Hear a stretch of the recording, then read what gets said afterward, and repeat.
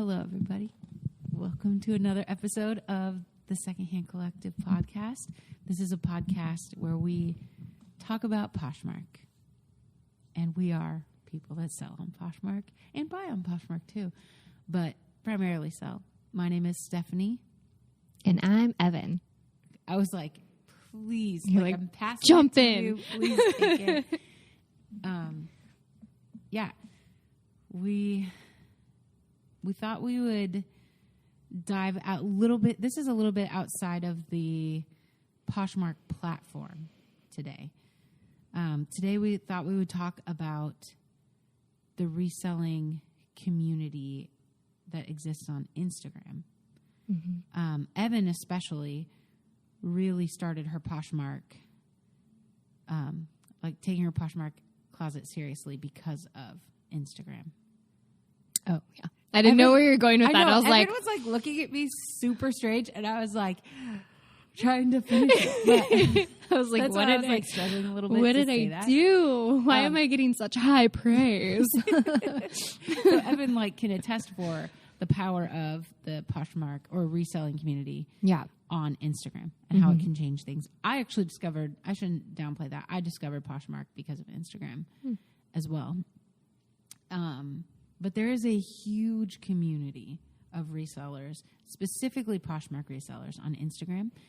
And man, it can be rough being a reseller and following resellers on Instagram.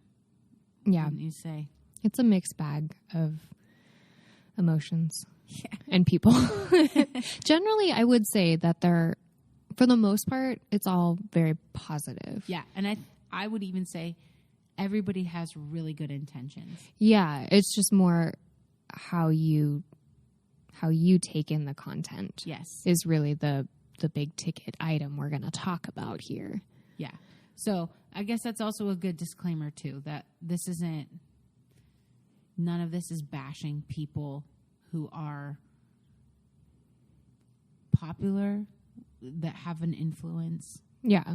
This isn't anti anything. This is really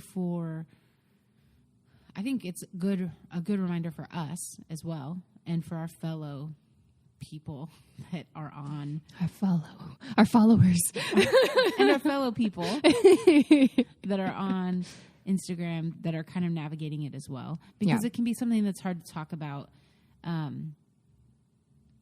think sometimes nobody likes to air their dirty laundry or to ask questions that are like, anybody else feel this way? Yeah. Because it comes across as negative. Mm-hmm. And even if that thing isn't negative. Right. So we just thought we would kind of give some tips for navigating Instagram, kind of the comparison trap, because it can be really easy as a reseller. It's a job we all are doing, whether it's a hobby job, a part-time job, full-time job, something we're doing, taking seriously, and we see other people doing it as well. And it's easy to think, I should be doing that. Mm-hmm. I should do more of this. I should do less of this. Why don't I look like that sales-wise? Why don't I have that following? Yeah. How come they can and I can't, and whatever. And it would be true for anything. It would be true for if you started a yoga account on Instagram, or a needlepoint, or whatever it would be. Yeah, where are my needle pointers at? I'm sure though that if someone is in the needlepoint Instagram community, they'd be like, yeah, I get it too. Yeah, did you see their cross stitch? Yeah. Yeah. How can they get these opportunities? I don't. Or whatever. So we can only speak we're only speaking on the Poshmark community side of it. Mm-hmm. But yeah, let's just jump right in. Some tips for navigating that. I'm looking at you because I'm like, who's starting? Well, I'll start. You can just pick one and cross it off. Okay. We've got this list in between us. I'm going to just say that we should use Instagram for inspiration and as a resource rather than this is how you need to do something. Excuse me.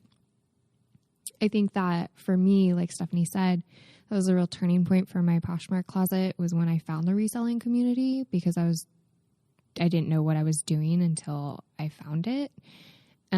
So for me, it was a lot of free knowledge and education on brands, on, you know, sending offers, having more than 25 items in your closet, you know, the basics. But like just seeing other people's experiences, seeing what could work. I think I'm diving into another point, but whatever. But like what could work for you, is like, it's a really good thing to have as long as you keep it as an inspiration and just like things that you can learn from, not like these are facts. Yeah. This is what's going to make you a lot of money or whatever, because everyone is different. Yeah.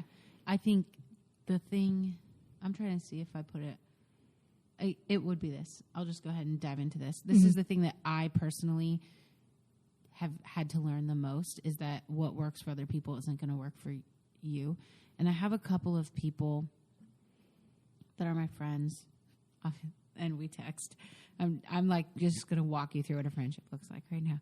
And we sometimes send each other text messages, but sometimes we will comment on certain people's stories or whatever, not to the person, but to each other.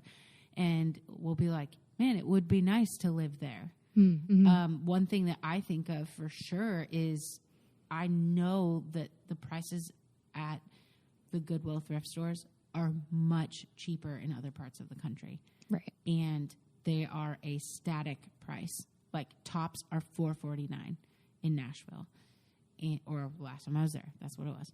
And here, tops are whatever they decide, and they usually start at $7.99. Yeah. And so when somebody is able to have a cart full of stuff at their half off day, or there's a bunch of their color that's 99 cents, I'm like, we have a half off week for one color, and that's it. There's no other sales that our Goodwill runs. Yeah. And so our carts will always look different than theirs, because we have to be a lot more careful. Yeah. Even not even talking about the kinds of products that we find or the kinds of merchandise we find, just the prices themselves are so different. So even that in and of itself means that I cannot compare my Goodwill cart, which I have never filled up a cart at a regular Goodwill ever.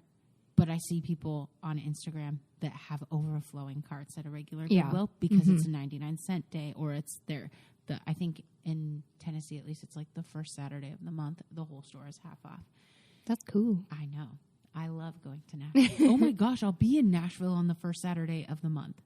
Well, then get yourself to a Goodwill. Yes, I just realized that.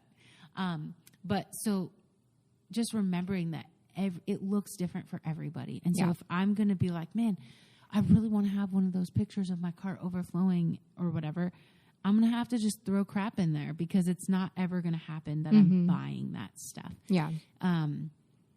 So everybody's journey looks different. Everybody, I don't know. And one thing I feel really passionately about is that there are people that get to, their sales are affected by their Instagram following. So they are able to sell things that the rest of us couldn't. And it's not a bad thing. I don't want it to come across as judgy, but it is a thing. Yeah. It's the same reason that when Poshmark has like a celebrity closet, that it sells out in like 2 hours. It has nothing to do with the items itself. It's more like, oh my gosh, this is Venus Williams' clothes. I would love to wear something that she wore. Yeah. I think Katherine Heigl did it once, to be like, oh my gosh, Izzy Stevens from Grey's Anatomy wore this. And so I think that there is that kind of like appeal to that. So it makes it easier for them to sell things. Yeah. And it's not bad, but you just have to remember that is just something that they have access to that you might not. Yeah, I mean, I'd love to get to that point. Right? I mean, I'm not ashamed to say that. Like, I would be totally fine being like a little micro influencer. I mean, but I will say this. I think that I have a very unique perspective on it on Instagram because I have been chugging away as a blogger for the past 10 years of my life. I was just thinking about this I think it was today as I was like doing dishes. I think I had looked at someone's Instagram story where they like it said their name and then underneath it said their business was a blogger. And I'm like doing the dishes and I was like, man, I have literally been actual blogging, like on an actual blogging platform since before Instagram was around. And I was like, it just kind of stings sometimes when I see people that don't have blogs. You're just like, you're not a blogger. Yeah, it's like a weird thing. Yeah. But I think it's kind of changed how I see influence. Yeah. And like roughly how many followers do you have on Instagram? You have 25. 2,500, right? 25,000. Just kidding. Swipe up right now. Overnight success here, guys. 2,500 people. This room that we're in, like, I don't know how many people this holds, but definitely not 500 people. So you have, like, how many more is that? 5 times as many people, at least. Yeah, that's kind of crazy. So imagine if you're in a room and all those people are in that room. Staring at you, waiting for what you're going to say. Excited to hear you talk. And I'm just like, hi, thank you for coming. But it just is crazy because when you think of it, that's a lot of people. Yeah, it really is. So I think because we see other people that have more, yeah, it, like, kind of shifts it. Mm-hmm. You are a micro influencer. You are an influencer because you have people that are looking to what you say, to what you do, and they're interested in it. I posted, this is when I was like, oh yeah, I forget about influence. I posted this picture of this thing I got. Do you remember it? It like went over my shoulder. Oh yeah. It was like a bottle holder, but it was called the Bebo. And so I could like for my daughter. Her daughter. Sorry, not like an alcohol bottle. For my little daughter, so that I could still be on my phone instead of like trying to navigate holding the bottle. Like I spend so much time holding a bottle anyway. At least now my hand is free to like share my closet, send out offers or whatever. And as I was looking, I saw a bunch of people that were like, oh my gosh, I'm going to have a baby. I'm going to put this on my registry. Or I wish that this was there when I had a kid or whatever. And I was like, oh yeah, that's what influence is. It's somebody that goes, oh my gosh, that's so brilliant. You discovered this thing and it helps me. Yeah. Or it would have helped me, or it's a point of conversation. Mm-hmm. So I think that's something to remember too for anybody, whether you have like 15 followers, 15,000, 1,500, whatever, that 15,000. I went the wrong way on that because I was like 1,000 is smaller than 100. It's okay.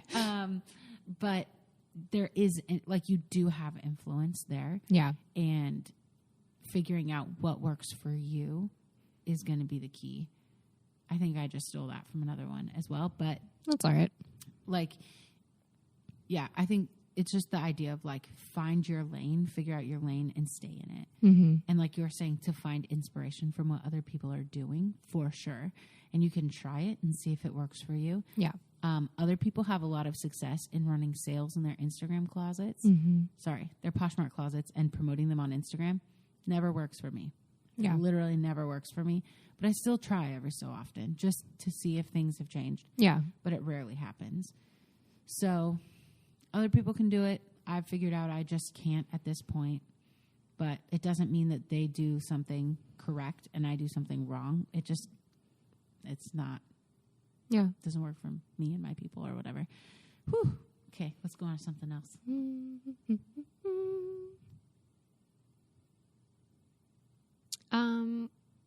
Well, I guess I could talk about like limiting your time. Yeah. Like we have like unfollow and limiting your time. I'll let you talk about unfollowing. Yeah.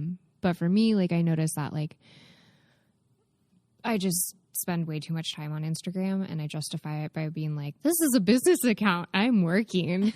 And it's like, nah, girl, you're just like. Do you have the time limits set up? Yeah. What is yours at? I just changed it to 30. Ooh. It used to be 2 hours and I would just ignore it every single day. And I was Yeah. like, why do I have this? But I'm making myself stick to it because I found that I just waste a lot of time on there. Mm-hmm. But also it's kind of like, I don't know, like, I feel like you get so focused on what other people are doing, Mm-hmm. And you get so invested and then you don't do anything yourself. Yeah. And,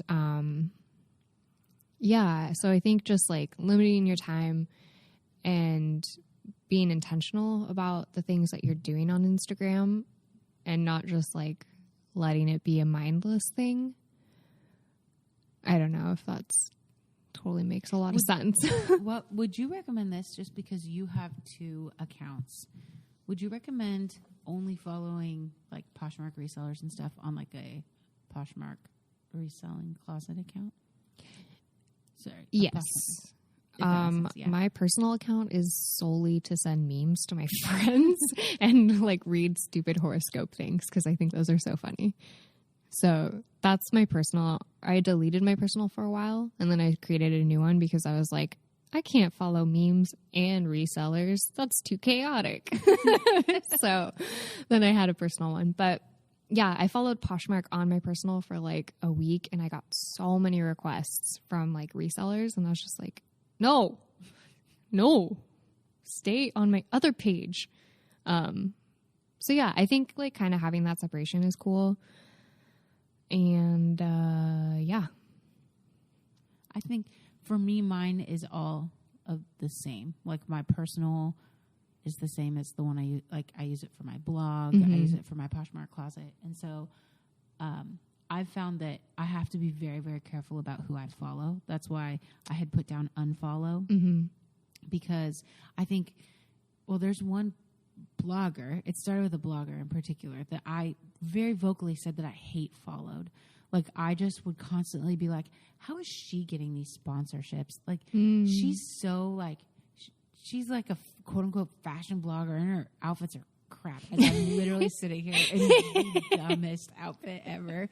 And I could acknowledge in a very like self-deprecating way that I was hate following this girl. And I finally hit a point where I was like, this is making me miserable because I'm so judgmental. And I just had to unfollow her. I still go to her page, but I choose when I see her stuff. And I had to go through and do it with resellers as well because I was finding that there were people that really frustrated me. Yeah. Whether or not like I said at the beginning, I think all of these people have good intentions. I think there's a lot of really great people in the Poshmark community on Instagram who've had a lot of success and a lot, like people really click with them. But I don't want to be judgmental and I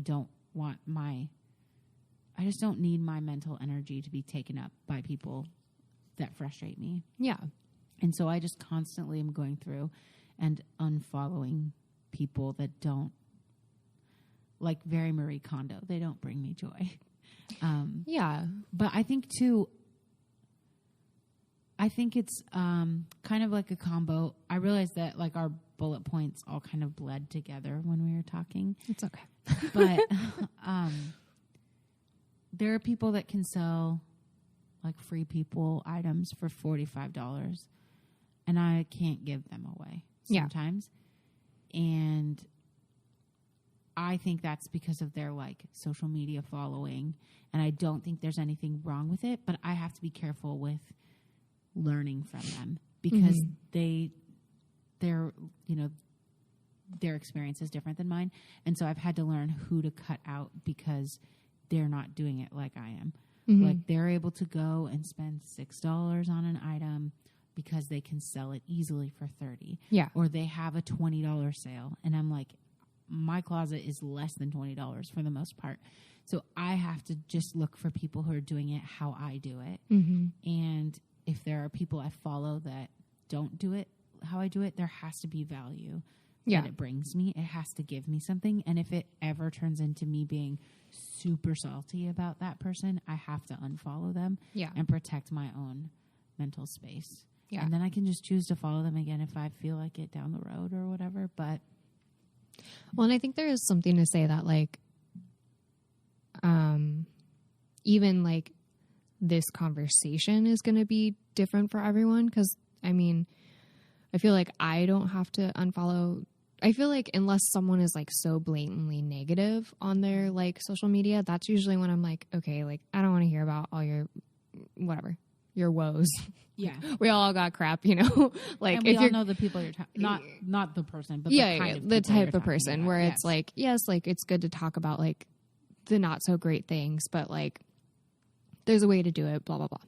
But like it's totally fine if you could follow like every type of person and it doesn't bother you at all. Yes. You know, like I feel like I'm not as, I don't want to say sensitive, but like No, I guess maybe yeah. sensitive. Like I'm not as sensitive as you are towards people, but I totally could see how that would negatively impact someone, Yeah. you know? So I think I just don't want people to hear this conversation and be like, oh, well, now I have to go unfollow all these yeah. people. Like, no.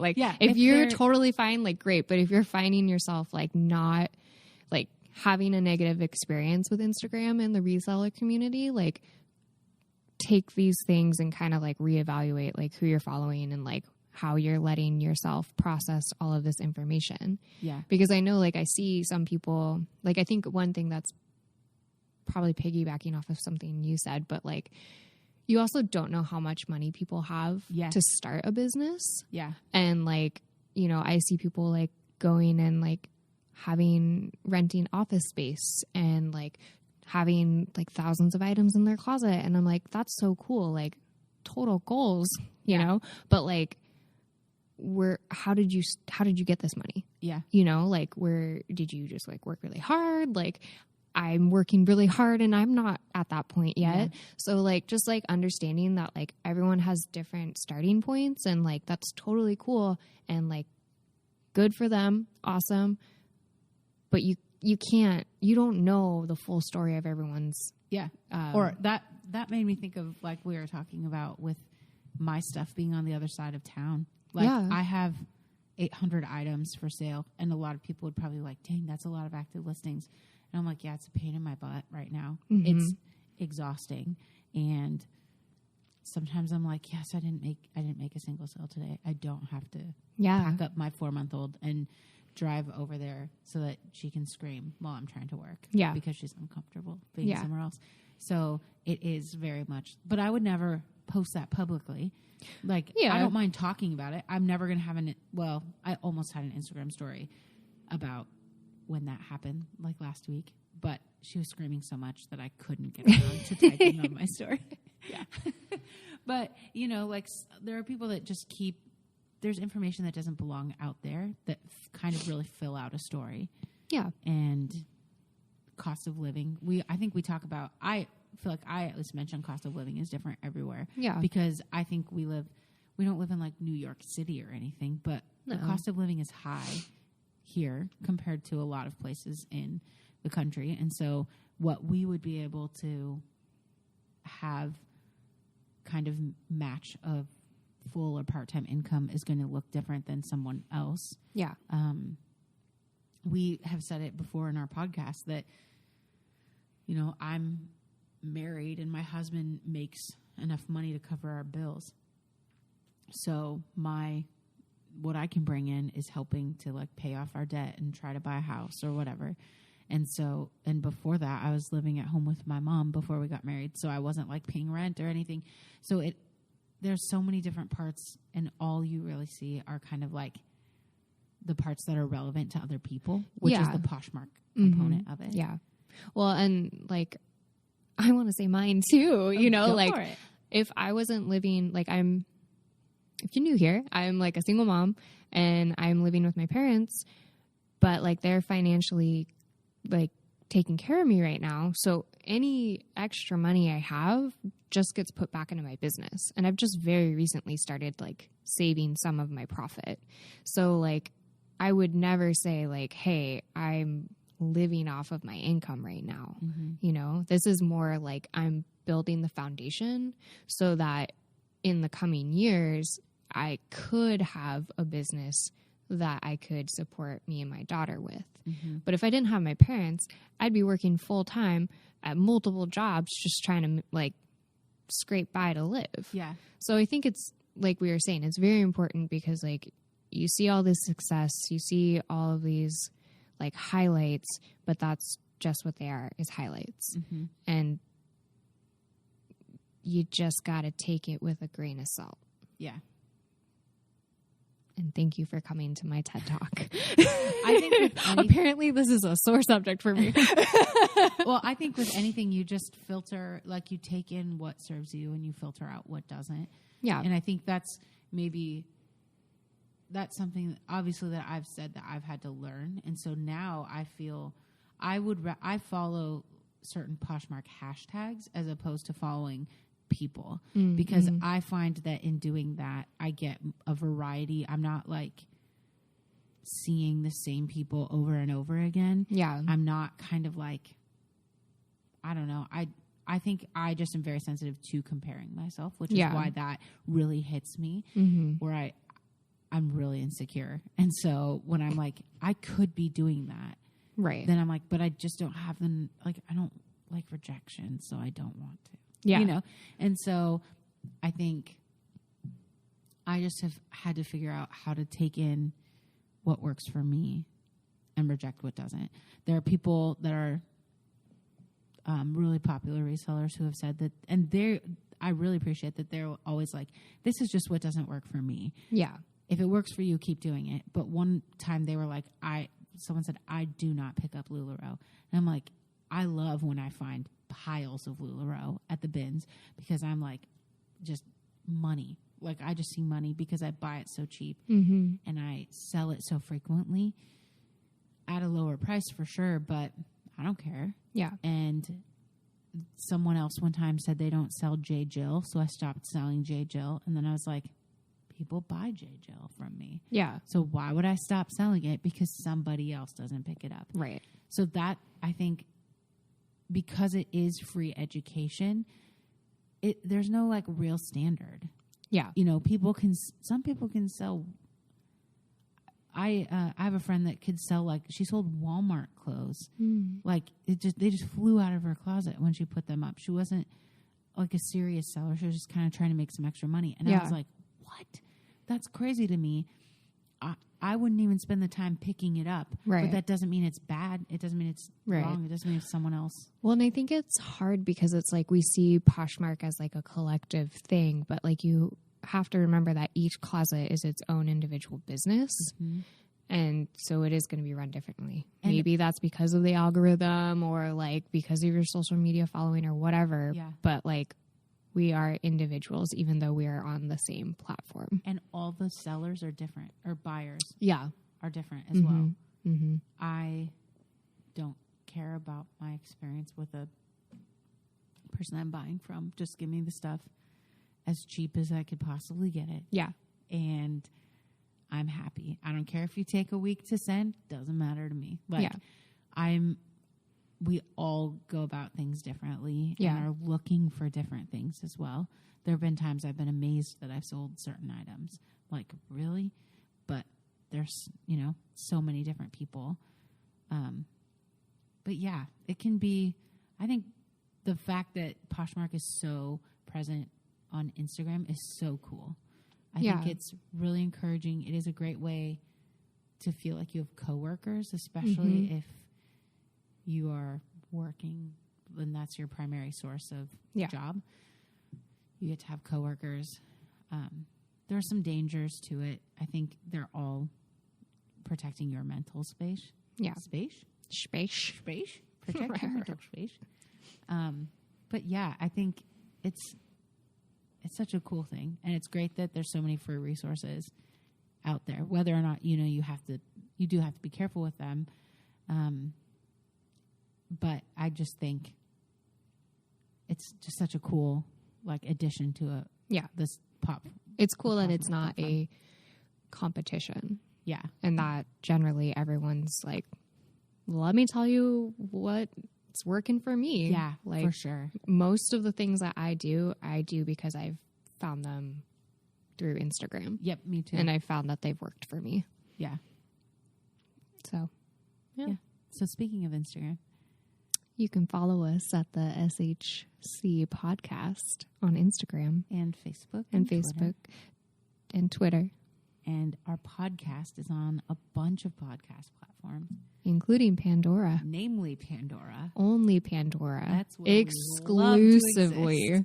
You're just going to have to keep. What is it? I just hit the mic. Skipping. The yeah. ads. No. I still don't understand how you know. listen. I'm just like, does it just randomly like shuffle? I know. Like, do you have to skip through all these different podcast to episodes? find ours. Like, That might be kind of cool. it would be kind of cool. Podcast roulette. Yeah. So if you land on us, Hey, hey. leave us a 5-star review. We didn't say that in our last episode. We forgot. Okay. Justin's gonna Well, be so now leave sad. us a 10-star review. I just want to say that I was listening to this with Justin, and he was like doing something else, and all of a sudden he heard his name, and he just kind of like perked up, and I was like, "Yeah, we solicit reviews, saying that you want them." Yeah. He doesn't know that. Now he does. I guess he never listened to the end. But yeah, we would appreciate reviews. It's actually funny we didn't say it in the last. Because we were talking about reviews. Yeah. Wow. Okay. And it was like, it would have mattered. yes. So yes, So sad. it does matter. So please leave us a review. Follow us. We'd love to connect with you. I'd love to hear. I would have never imagined, and not in a negative way. I always assume my experience is everyone's experience. So for me to hear when you're like, "Oh, I'm not as sensitive to all these things," I'm like, "What?" Yeah. Not in a bad way, but I'm like, "Oh my gosh, you're different." than me." I love hearing other people's experiences and like how other people navigate something that I think we all are aware of. Mm-hmm. So I'd love to hear how other people kind of protect themselves, or if they need to even protect themselves from the comparison trap Right. that can be Instagram. Yeah. But yeah, so connect with us on social media, and I want to know your experience with Instagram and the Poshmark reselling community. But we will talk to y'all. I said y'all because I'm going to Nashville soon. She's gearing up for I'm it. getting ready. Giddy up. Yeah, I'm going to go put my cowboy boots on and sleep in them. Oh, We will talk to y'all next week. Bye. Bye.